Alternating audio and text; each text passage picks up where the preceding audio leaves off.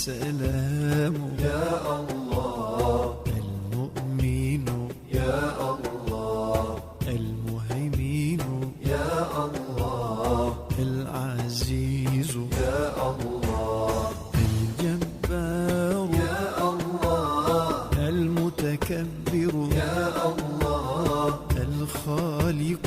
يا الله، البارئ يا الله، المصور يا